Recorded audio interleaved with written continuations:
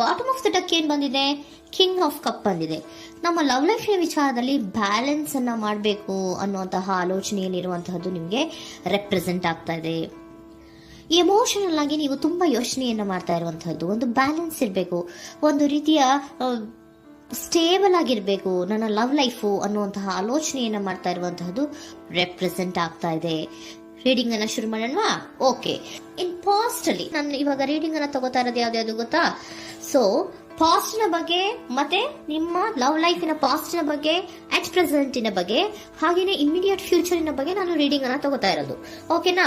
So bottom of the duck ಅಲ್ಲಿ ಏನಿತ್ತು? So bottom of the duck ನಿಮ್ಗೆ ಏನ್ ಬಂದಿತ್ತು?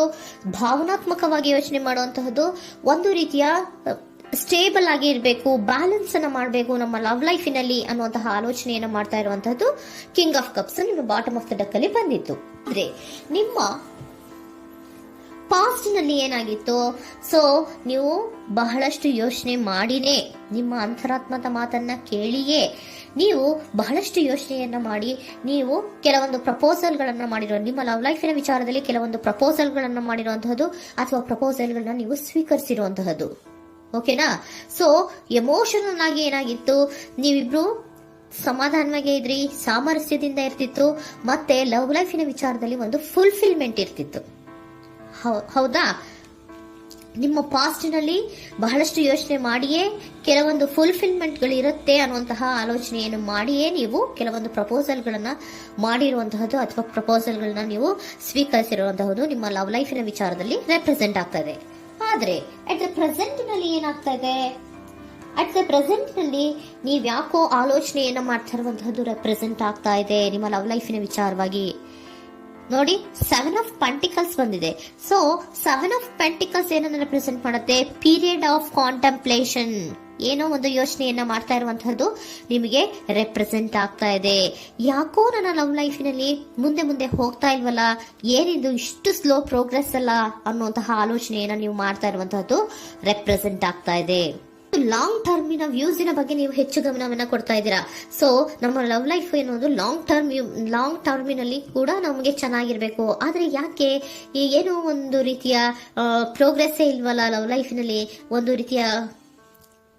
ಒಂದು ರೀತಿಯ ಖುಷಿ, ಸಂತೋಷ, ಸಮಾಧಾನ ಯಾಕಿಲ್ಲ ಅನ್ನುವಂತಹ ಆಲೋಚನೆಯನ್ನ ಮಾಡ್ತಾ ಇರುವಂತಹದ್ದು ಅಟ್ ಪ್ರೆಸೆಂಟ್ ಅಲ್ಲಿ ರೆಪ್ರೆಸೆಂಟ್ ಆಗ್ತಾ ಇದೆ. ಯಾಕೆ ಹಾಗೆ ರೆಪ್ರೆಸೆಂಟ್ ಆಗ್ತಾ ಇದೆ ಅಂದ್ರೆ ನೋಡಿ, devil card and 8 of cups. Devil card ಯಾಕೆ ರೆಪ್ರೆಸೆಂಟ್ ಆಗಿದೆ? ಅಡಿಕ್ಷನ್. ನೀವು ಅವ್ರನ್ನ ತುಂಬಾ ಅಡಿಕ್ಟ್ ಆಗ್ಬಿಟ್ಟಿದ್ದೀರಾ, ಅಂದ್ರೆ ಅವ್ರನ್ನ ತುಂಬಾ ಹಚ್ಕೊಂಡ್ಬಿಟ್ಟಿದ್ದೀರಾ, ನಿಮಗೆ ಅವ್ರನ್ನ ಬಿಟ್ಟಿರಕ್ ಆಗೋದಿಲ್ಲ. ಸೊ ನೀವು ಅವರಿಗೆ ಅವಲಂಬನೆ ಆಗಿರುವಂತಹದ್ದು, ನಿಮ್ಮ ಲವ್ ಲೈಫಿನ ವಿಚಾರದಲ್ಲಿ ನಿಮ್ಮ ಪರ್ಸನ್ಗೆ ನೀವು ತುಂಬಾ ಅಡಿಕ್ಟ್ ಆಗಿರುವಂತಹದ್ದು, ತುಂಬಾ ಪ್ರೀತಿಸುವಂತಹದ್ದು, ಒಂದು ನಿಮಿಷನೂ ಕೂಡ ಬಿಟ್ಟಿರೋದಿಲ್ವೇನೋ ಅನ್ನುವಂತಹ ರೀತಿಯಲ್ಲಿ ನೀವು ತುಂಬಾ ಅಡಿಕ್ಟ್ ಆಗಿರುವಂತಹದ್ದು ರೆಪ್ರೆಸೆಂಟ್ ಆಗ್ತಾ ಇದೆ. ಸೊ ಆ ಕಾರಣವಾಗಿಯೇ ನೀವು ಯೋಚನೆಯನ್ನ ಮಾಡ್ತಾ ಇದ್ದೀರಾ. ಸೊ ಯಾವುದೇ ಲವ್ ಲೈಫಿನಲ್ಲಿ ಯಾವುದೇ ರೀತಿಯ ಮುಂದುವರಿಕೆ ಕಾಣ್ತಾ ಇಲ್ವಲ್ಲ, ಏನಾಗ್ಬಹುದು, ಏನಾದ್ರೂ ನಾನು ಪ್ರೀತಿಯನ್ನ ಬಿಟ್ಟು ಮುಂದೆ ಹೋಗ್ಬೇಕಾಗುತ್ತಾ ಬೇಜಾರಿನಲ್ಲಿ ಅನ್ನುವಂತಹ ಆಲೋಚನೆಯನ್ನ ಮಾಡ್ತಾ ಇರುವಂತಹದ್ದು ಅಟ್ ಪ್ರೆಸೆಂಟಿನಲ್ಲಿ ರೆಪ್ರೆಸೆಂಟ್ ಆಗ್ತಾ ಇದೆ. ಯಾಕಂದ್ರೆ ಯಾವುದೇ ರೀತಿಯ ಮುಂದುವರಿಕೆಗಳು ಇಲ್ಲ. ಸೊ ನಿಮ್ಮಲ್ಲಿ ಏನಿದೆ? ಕೆಲವೊಂದು ರೀತಿಯ ಸ್ಟಾಗ್ನೇಷನ್ ಅಲ್ಲಿ ಇದೆ, ಅಸಮಾಧಾನಗಳಿದೆ, ಭಿನ್ನಾಭಿಪ್ರಾಯಗಳಿದೆ. ಯಾವುದೇ ರೀತಿಯ ಲವ್ ಲೈಫ್ ನಲ್ಲಿ ಒಂದು ರೀತಿಯ ಖುಷಿ ಅನ್ನೋದು ಅಟ್ ಪ್ರೆಸೆಂಟ್ ಅಲ್ಲಿ ನಿಮ್ಗೆ ಕಾಣ್ತಾ ಇಲ್ಲ. ಆದ್ರೆ ಯೋಚನೆ ಅಂತೂ ಮಾಡ್ತಾ ಇದ್ದೀರಾ. ಅಡಿಕ್ಷನ್ಸ್ ಇದೆ ಅಲ್ವಾ? So devil card represented by addictions ಅನ್ನ ರೆಪ್ರೆಸೆಂಟ್ ಮಾಡೋದ್ರಿಂದ ಅಟ್ ಪ್ರೆಸೆಂಟಿನಲ್ಲಿ ನೀವ್ ಯಾಕೋ ಲವ್ ಲೈಫಿನ ವಿಚಾರದಲ್ಲಿ ಸಮಾಧಾನದಿಂದ ಇರುವಂತಹದ್ದೇನು ರೆಪ್ರೆಸೆಂಟ್ ಆಗ್ತಾ ಇಲ್ಲ. ಸೊ ಏನಾಗುತ್ತೋ, ಇದು ಹಿಂಗೆ ಆಗ್ತಾ ಇದ್ರೆ ಏನಾಗುತ್ತೋ, ಇದೇನ್ ವಿತ್ಡ್ರಾ ಆಗ್ಬಿಡುತ್ತಾ, ನನ್ನ ಬಿಟ್ಕೊಡ್ತಾರಾ ಅನ್ನುವಂತಹ ಆಲೋಚನೆಯನ್ನ ಕೂಡ ಕೆಲವೊಬ್ರು ಮಾಡ್ತಾ ಇರುವಂತಹದ್ದು ರೆಪ್ರೆಸೆಂಟ್ ಆಗ್ತಾ ಇದೆ. Next, in the near future ಅಲ್ಲಿ ಅಥವಾ ಇಮಿಡಿಯೇಟ್ ಫ್ಯೂಚರ್, ಇದು 1 ಮಂತಿನ ರೀಡಿಂಗ್ ಅಷ್ಟೇ, ಇನ್ನು ಲೈಫ್ ಲಾಂಗ್ ಇನ ರೀಡಿಂಗ್ ಅಲ್ಲ. ಓಕೆನಾ? ಜಸ್ಟ್ 1 ಮಂತಿನ ರೀಡಿಂಗ್ ಅಷ್ಟೇ. ನೆಕ್ಸ್ಟ್ ಬಂದಿರುವಂತಹದ್ದು ಯಾವುದು? 8 ಆಫ್ ಪೆಂಟಿಕಲ್ಸ್ ಬಂದಿದೆ. ಸೊ 8 ಆಫ್ ಪೆಂಟಿಕಲ್ಸ್ ಏನ್ ಮಾಡ್ಬೇಕಿತ್ತು? ನೀವು ಈ ಅಡಿಕ್ಷನ್ಸ್ ಅನ್ನ ಬಿಟ್ಟು, ಯೋಚನೆಯನ್ನ ಬಿಟ್ಟು, ಏನಕ್ಕೆ ಅಸಮಾಧಾನ ಆಗ್ತಾ ಇದೆ ಅನ್ನೋದನ್ನೆಲ್ಲ ಬಿಟ್ಬಿಟ್ಟು ನೀವು ಫೋಕಸ್ ಅನ್ನ ಮಾಡುವಂತಹದ್ದು ರೆಪ್ರೆಸೆಂಟ್ ಆಗ್ತಾ ಇದೆ. ಸೊ ಏನ್ ಫೋಕಸ್ ಮಾಡುವಂತಹದ್ದು? ಏನಾಗಿದೆ ನನ್ನ ಲವ್ ಲೈಫಿನ ವಿಚಾರದಲ್ಲಿ?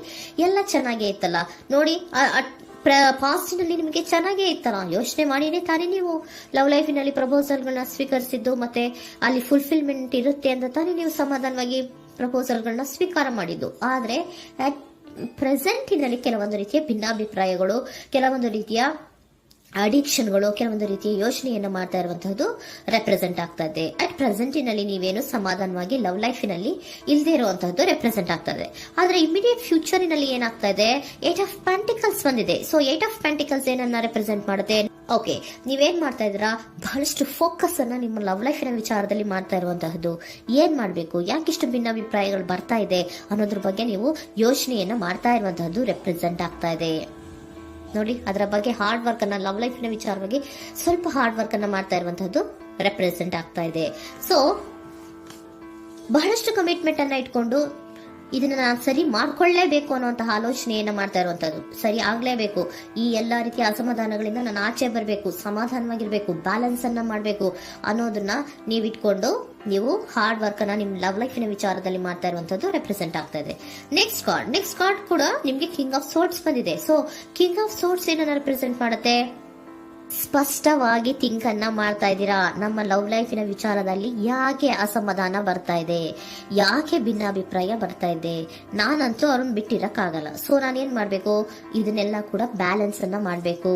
ಅದಕ್ಕೆ ನಾನು ಏನ್ ಮಾಡ್ಬೇಕು, ಫೋಕಸ್ ಅನ್ನ ಮಾಡ್ಬೇಕು. ಫೋಕಸ್ ಅನ್ನ ಮಾಡಿ ಅಲ್ಲಿ ನೀವು ಕರೆಕ್ಟ್ ಆಗಿ ಕ್ಲಿಯರ್ ಥಿಂಕಿಂಗ್ ಅನ್ನ ಮಾಡಿ, ಒಂದು ಸ್ಟ್ರಾಂಗ್ ವಿಲ್ ಪವರ್ ಅನ್ನ ಇಟ್ಕೊಂಡು ನೀವು ಮೆಚ್ಯೂರ್ ಆಗಿ ಥಿಂಕ್ ಮಾಡಿ ಕೆಲವೊಂದು ರೀತಿಯ ನಿರ್ಧಾರಗಳನ್ನ ಮಾಡುವಂತಹದ್ದು ರೆಪ್ರೆಸೆಂಟ್ ಆಗ್ತದೆ. ನೋಡಿ, ಸ್ಟ್ರಾಂಗ್ ಆಗಿ ಒಂದು ವಿಲ್ ಪವರ್ ಅನ್ನ ಇಟ್ಕೊಂಡು ಫೋಕಸ್ ಅನ್ನ ಮಾಡಿ ನೀವು ನಿಮ್ಮ ಲವ್ ಲೈಫಿನ ವಿಚಾರದಲ್ಲಿ ಬಹಳಷ್ಟು ಧೈರ್ಯದಿಂದ ನಿಮ್ಮ ಲವ್ ಲೈಫಿನ ವಿಚಾರವನ್ನ ಅಥವಾ ಲವ್ ಅನ್ನ ನೀವು ಬ್ಯಾಲೆನ್ಸ್ ಅನ್ನ ಮಾಡುವಂತಹದ್ದು ರೆಪ್ರೆಸೆಂಟ್ ಆಗ್ತಾ ಇದೆ. ಈಗ ಅಟ್ ಪ್ರೆಸೆಂಟ್ ಅಲ್ಲಿ ನಿಮಗೆ ಬೇಜಾರಿರಬಹುದು, ವಿಧಾನಗಳಿರಬಹುದು, ಆದ್ರೆ ಇನ್ ನೆಕ್ಸ್ಟ್ ನಿಂದ ನಿಯರ್ ಫ್ಯೂಚರ್ ಅಲ್ಲಿ ನೀವು ಅದನ್ನ ಫೋಕಸ್ ಮಾಡುವಂತಹದ್ದು, ಅದರ ಕಡೆಗೆ ಹೆಚ್ಚು ಗಮನವನ್ನ ಕೊಡೋದು, ಕ್ಲಾರಿಟಿಯ ಥಿಂಕಿಂಗ್ ಅನ್ನ ಮಾಡುವಂತಹದ್ದು, ಕ್ಲಿಯರ್ ಆಗಿ ಥಿಂಕಿಂಗ್ ಅನ್ನ ಮಾಡೋದು, ಕ್ಲಾರಿಟಿಗೆ ಬರುವಂತಹದ್ದು, ಧೈರ್ಯವಾಗಿ ಮುಂದೆ ಹೋಗುವಂತಹದ್ದು ನಿಮ್ಗೆ ರೆಪ್ರೆಸೆಂಟ್ ಆಗ್ತಾ ಇದೆ. ಅದೇ ನಿಮಗೆ ಬಾಟಮ್ ಆಫ್ ದ ಡಕ್ ಬಂದಿರುವಂತಹದ್ದು ಕಣ್ರಿ, ಕಿಂಗ್ ಆಫ್ ಕಪ್ಸ್ ಬಂದಿದೆ. ಸೊ ಕಿಂಗ್ ಆಫ್ ಕಪ್ಸ್ ಏನು, ನೀವು ಭಾವನಾತ್ಮಕವಾಗಿ ಯೋಚನೆ ಮಾಡ್ತಿದ್ದೀರಾ, ನಿಮ್ಮ ಲವ್ ಲೈಫಿನ ವಿಚಾರದಲ್ಲಿ ಒಂದು ಬ್ಯಾಲೆನ್ಸ್ ಅನ್ನ ಮಾಡಬೇಕು ಅನ್ನುವಂತಹ ಆಲೋಚನೆಯನ್ನ ಮಾಡ್ತಾ ಇರುವಂತಹದ್ದು. ಓಕೆನಾ?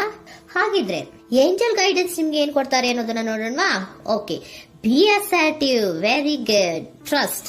ನೋಡಿ, ದೃಢವಾಗಿ ಇರಿ, ಏನೂ ಆಗಿಲ್ಲ. ನೀವು ಅಷ್ಟೊಂದು ಯೋಚನೆಯನ್ನ ಮಾಡುವಂತಹದ್ದೇನೂ ಆಗಿಲ್ಲ. ಕೆಲವೊಂದು ರೀತಿಯ ವೇರಿಯೇಷನ್ಗಳಾಗಿರುತ್ತೆ. ಸೊ ವೇರಿಯೇಷನ್ಗಳಾಗಿದ್ರೂ ಕೂಡ ನೀವು ಫೋಕಸ್ ಅನ್ನ ಮಾಡ್ತೀರಾ, ಅದರಲ್ಲಿ ನಿಮ್ಗೇನು ನಷ್ಟ ಏನೂ ಆಗಲ್ಲ, ಅಥವಾ ನೀವೇನೂ ಕೂಡ ಕಳ್ಕೊಂಡು ನೀವು ಆಚೆ ಬರಲ್ಲ. ಫೋಕಸ್ ಅನ್ನ ಮಾಡಿ, ಕರೆಕ್ಟ್ ಆಗಿ ಕ್ಲಿಯರ್ ಥಿಂಕಿಂಗ್ ಅನ್ನ ಮಾಡಿ, ನೀವು ಕರೆಕ್ಟ್ ಆಗಿ ಮಾತಾಡ್ಬಿಟ್ರೆ ನಿಮ್ಮ ಲವ್ ಲೈಫಿನಲ್ಲಿ ಬ್ಯಾಲೆನ್ಸ್ ಅನ್ನೋದು ಬಂದ್ಬಿಡುತ್ತೆ. ಓಕೆನಾ? ಬಿ ಅಸರ್ಟಿವ್, ದೃಢವಾಗಿರಿ, ಧೈರ್ಯವಾಗಿರಿ, ಟ್ರಸ್ಟ್, ನಂಬಿಕೆಯಿಂದ ಇರಿ, ಏನೂ ಆಗಲ್ಲ. ನೀವು ಅಷ್ಟೊಂದು ಅಸಮಾಧಾನ ಮಾಡ್ಕೊಂಡು, ಅಷ್ಟೊಂದು ಬೇಜಾರನ್ನ ಮಾಡ್ಕೊಂಡು ಏನಾಗ್ತಿದೆಯೋ ಅಂತ ಗಾಬರಿ ಪಡುವಂತಹದ್ದೇನೂ ಆಗಿಲ್ಲ. ಸ್ವಲ್ಪ ವೇರಿಯೇಷನ್ಗಳಾಗಿದ್ರೂ ಕೂಡ ಇನ್ ನಿಯರ್ ಫ್ಯೂಚರ್ನಲ್ಲಿ ನಿಮಗೆ ಸಮಾಧಾನ ಆಗುತ್ತೆ, ಖುಷಿ ಆಗುತ್ತೆ. ನಿಮ್ ಲವ್ ಲೈಫಿನ ವಿಚಾರದಲ್ಲಿ ಕೆಲವೊಂದು ಬ್ಯಾಲೆನ್ಸ್ಗಳನ್ನ ಮಾಡ್ತೀರಾ.